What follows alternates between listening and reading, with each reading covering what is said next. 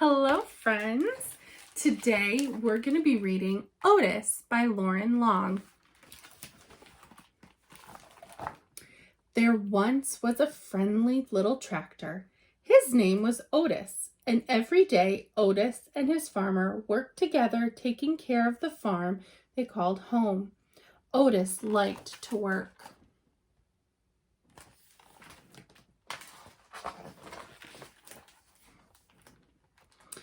But after working hard all day, Otis was ready to unwind and play.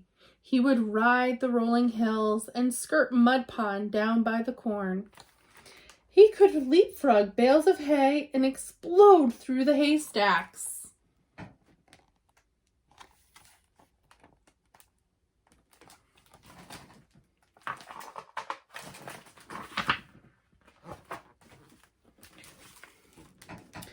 On occasion, he would chase a rabbit or play ring around the rosy with the ducks to the sound of a steady put-puff puttity chuff. And sometimes, at the end of the day, he would just sit under the apple tree and watch the farm below. Every night, tired but happy, Otis would puff into the little stall in the barn that was all his.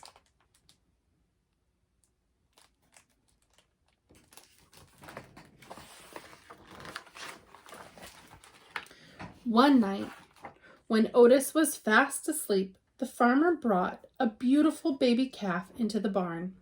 The calf bawled and bawled for her mother, but when the sleepy sound of the soft put-puff puttity-put-chuff came from the next stall, the scared little calf stopped bawling and drifted off to sleep.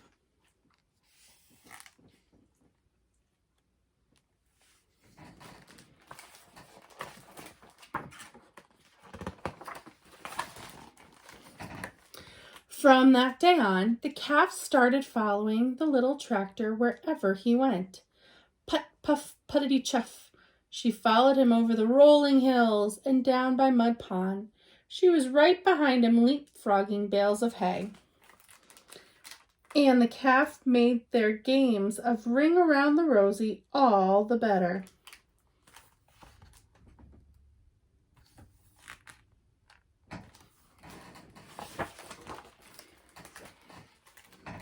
Sometimes, at the end of the day, the two of them would just sit together under the apple tree and watch the farm below. Otis loved his little calf, and the little calf loved Otis.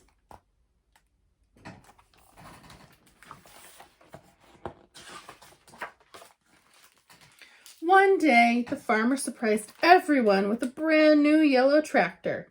"Time to move out, Otis," the farmer said. He took Otis out of the little stall in the barn that was all his and parked him back behind the barn.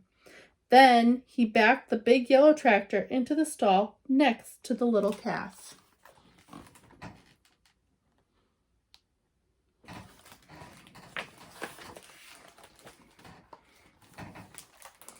But the little calf didn't like the big yellow tractor. He had a deep rumbling snore that shook the stall when he slept. There was no one to purr the little calf gently to sleep, no one to spend her days with. And Otis? Otis could not even see his farm as the weeds began to cover his tires. His friend often sat with him, but she could not get him to play like the old days.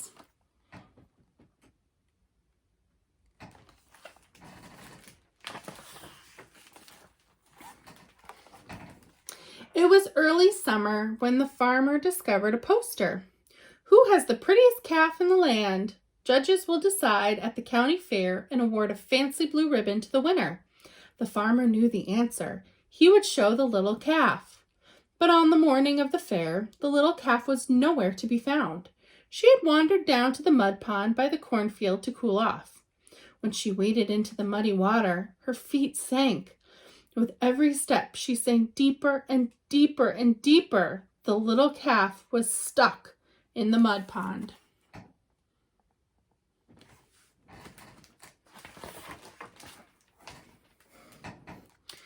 "Get the hands!" the farmer shouted when he saw her. All the farmhands came running with their ropes, but the more they tugged, the more stuck the calf got. "Get the big yellow tractor," the farmer shouted. "He can save her."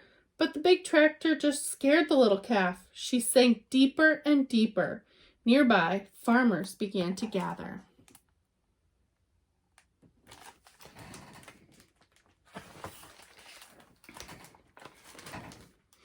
"Then call Fire Chief Douglas and the fire truck," the farmer shouted.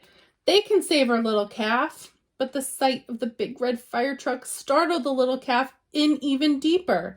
The farmer was fit to be tied. If the farmhands and the big tractor and even Fire Chief Douglas and his fire truck couldn't save the little calf, who could?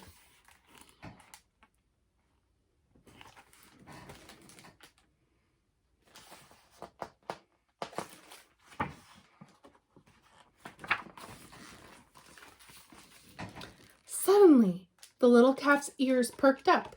Over the hum of the growing crowd, there came a faint sound in the distance, a soft, rhythmic purr, put, puff, puttity chuff.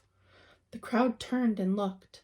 The sound became louder, put, puff, puttity chuff, and all at once, Otis puffed from around the barn. He turned and headed straight toward Mud Pond.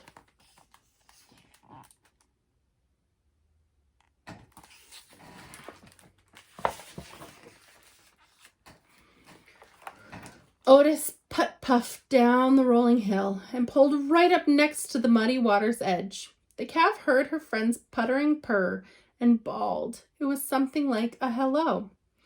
Then, to the sound of his gentle chuff and the amazement of all the people in the crowd, Otis slowly began to circle the pond.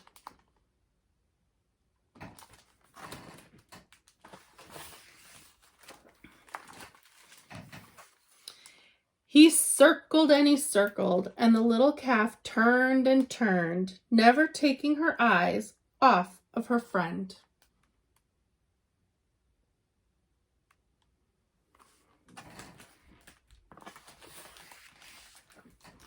With each ring Otis made around Mud Pond, the muddy grip loosened until the calf was able to stumble out of the pond on her own.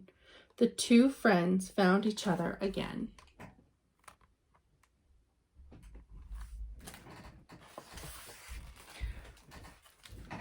Otis led the calf right down the dusty road toward the village, and everyone threw flowers as they went, following them into town. It looked like a happy parade. No one needed a fancy blue ribbon to tell them that the calf was a special calf. Otis was a special tractor, and the two of them were special friends.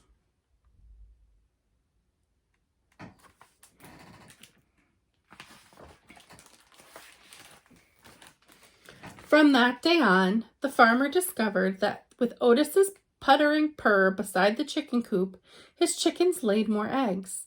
At milking time, with Otis's gentle chuff nearby, his cows produced more milk. On occasion, Otis even got to join the farmer in the big yellow tractor out in the fields. But often at the end of the day, Otis would just sit with his friend under the apple tree and watch the farm below. The end. So, what was the problem in this story? What happened, and what was the solution that helped solve the problem? Talk about it with your family or write about it in your journal. See you tomorrow.